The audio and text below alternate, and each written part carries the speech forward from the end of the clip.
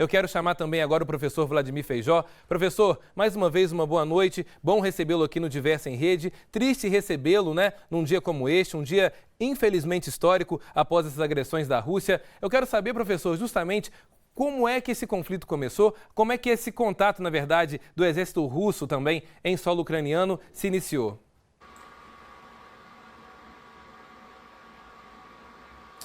Boa noite, é uma satisfação grande poder compartilhar algumas informações e conhecimentos com todos os espectadores da TV Diversa.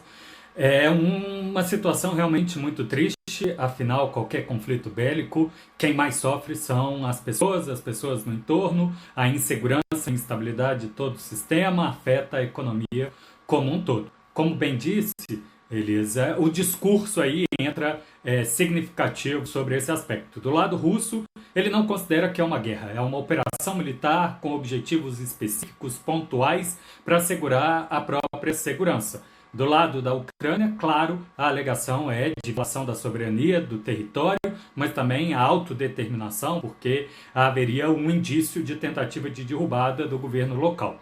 Em aspecto maior ainda, nós temos no palco europeu representantes da União Europeia, mas também da OTAN, questionando que essa é uma agressão não só à Ucrânia, mas uma intimidação de antigas repúblicas que fizeram parte da União Soviética e também de todo o cenário europeu.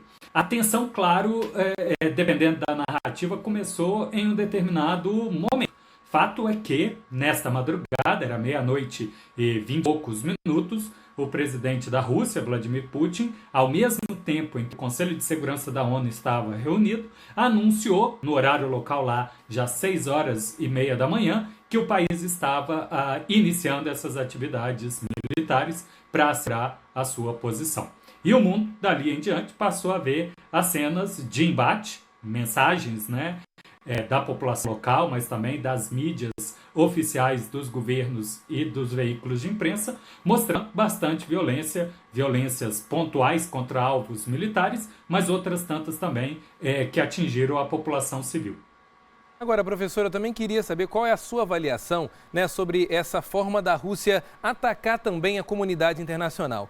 Afinal de contas, nós já tivemos vários países, várias regiões que foram anexadas ao território russo. Dessa vez também, a Rússia está anexando aí o território da Ucrânia sem o mínimo aí de preocupação com as restrições, com aquilo que outros países estão aí prometendo, fazer com a economia da Rússia. Como o senhor avalia também essa posição, essa postura do presidente Vladimir Putin? Houve uma escolha exata do momento de agir. Primeiro, a Rússia já se sente militarmente capaz de uma resposta militar rápida, é o que a gente viu, mísseis hipersônicos que saindo do território russo conseguem em poucos segundos chegar em alvos ucranianos com relativa ótima precisão, sem qualquer possibilidade, com o apoio americano de drones ou mesmo de aeronaves, interromper esse tipo de ataque. De outro lado, nos últimos 7, talvez 8 anos, a Rússia tem preparado com a migração da sua economia, o setor financeiro abandonando divisas ocidentais, em especial dos Estados Unidos, acumulando ouro e também mudando a estrutura de produção doméstica para reduzir a dependência de importação caso acontecesse de fato esse evento militar e a resposta fossem embargos comerciais, por enquanto só estão com embargos financeiros, ela desse conta de sustentar um período longo sem sofrer demais, sem ser obrigada a voltar para a mesa de negociação. Por outro lado, ela também aproveitou o auge do inverno europeu e todo um imbróglio que vem sendo construído há pelo menos 6 semanas, de perceber que a Europa como um todo está com pouquíssima reserva de petróleo, imaginando que assim ele é que vai ter a vantagem na mesa de negociação e forçará o bloco ocidental a rapidamente ter que discutir o ponto de vista russo em contraposição com o ponto de vista ucraniano. Professor, uma outra questão também que é fundamental entender neste momento, o mundo todo está de olho ali na situação, a Rússia também continua com estes ataques, são ataques e imagens também chocantes ali de diversas regiões. Eu queria também que o senhor pudesse falar para a gente sobre até quando, podem durar esses ataques, porque embora ele tenha começado, de ontem para hoje, no horário de Brasília, mas ao mesmo tempo ele pode permanecer ainda durante alguns dias. Conta para a gente como é que funciona geralmente essa atuação de guerra. Pois é, se a gente considerar o discurso formal da Rússia, que é uma operação militar destinada a desmilitarizar, desarmar grupos considerados terroristas e células nazistas que intimidam a população de etnia e religião russa naquele território, imagino que a política do governo da Ucrânia de distribuir armamento para quem quer que seja vai fazer a Rússia sentir que fica mais difícil separar quem é civil e quem é parte desses grupos, e talvez leve ela a esticar a operação militar. Por outro lado, analistas identificam uma grande estratégia russa ao longo de 5 anos, já usando uma nomenclatura própria de Nova Rússia para representar toda a região do sul da Ucrânia, né, na margem, né, no litoral com o Mar Negro, como sendo a verdadeira intenção russa, deixar a Ucrânia sem litoral e assegurar que ela tenha todo o controle daquele espaço, né, daquele mar. Isso significa que a Rússia teria uma segunda operação a vir e, portanto, com outro tipo de objetivo a ser alcançado. O que a gente viu nessa madrugada do Brasil e manhã lá na Ucrânia, de fato, foram esforços de tentar acabar com qualquer possibilidade de resposta ucrânia, caso haja um evento militar muito maior, ou mesmo, quem sabe, no futuro, ou pelo menos no futuro próprio, de essas bases militares da Ucrânia receberem apoio do Ocidente. Eu acho bastante difícil, pelo que a gente percebe agora, de uma ofensiva russa em outras partes da Europa, talvez o que a Europa tanto teme nos Estados Bálticos e, quem sabe, a Polônia. Mas é a acompanhar. Pelo menos no que acontece, ou que começou a acontecer no dia de hoje, a gente pode desenhar aí um cenário de pelo menos 10 dias. Professor, a gente estava acompanhando aí agora as imagens, né?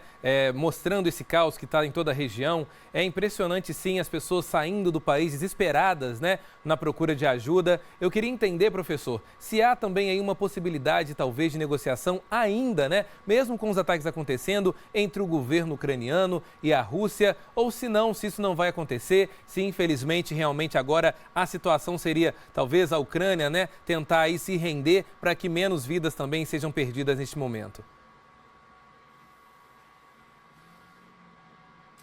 No discurso anda muito pesado. O ministro de Relações Exteriores tem como porta-voz uma figura que veio a público dizer que a Rússia está disposta a negociar a rendição, a capitulação da Ucrânia, nos termos propostos pela Rússia, totalmente desmilitarizada e que faça a assinatura de um tratado que prometa ela ser eternamente neutra. Isso significa não se comprometer a qualquer aliança contra a Rússia. Isso significaria aderir à OTAN ou aderir à União Europeia. Diante do cenário de animosidade, eu acho que não existe do outro lado clima para discutir esses termos de capitulação e de cessar-fogo.